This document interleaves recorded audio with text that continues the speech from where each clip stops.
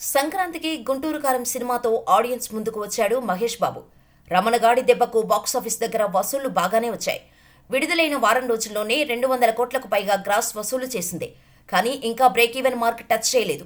ఇదిలా ఉంటే గుంటూరు కారం సినిమా అలా థియేటర్లోకి వచ్చిందో లేదో వెంటనే రాజమౌళి ప్రాజెక్టు కోసం రంగంలోకి దిగిపోయాడు సూపర్ స్టార్ మహేష్ బాబు. రీసెంట్గా జర్మనీకి కూడా SSMB 29 వర్క్ కోసమే వెళ్లాడు మహేష్. అక్కడ ఓ ఫిట్నెస్ ఎక్స్పర్ట్ ని కలిసేందుకు వెళ్లారు. ఆయన వద్ద కొద్ది రోజులు ట్రైనింగ్ తీసుకోబోతున్నట్టు సమాచారం. ఇక ఈ సినిమాకి సంబంధించిన స్క్రిప్ట్ వర్క్ పూర్తయిందని ఇటీవలే విజేంద్ర ప్రసాద్ చెప్పుకొచ్చారు. అలాగే ఈ సినిమా కథాంశం ఇండియానా జోన్స్ సిరీస్ ను పోలి ఉంటుందని అన్నారు. ఇక ఇప్పుడు లాంచింగ్ కు ముహూర్తం ఫిక్స్ అయినట్టుగా తెలుస్తోంది.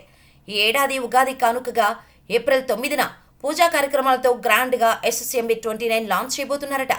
ఈ విషయంలో ఇంకా క్లారిటీ లేదు. కానీ వరుసగా SSMB 29 అప్డేట్స్ బయటకు వస్తుండటంతో మహేష్ ఫ్యాన్స్ ఫుల్ ఖుషీ అవుతున్నారు.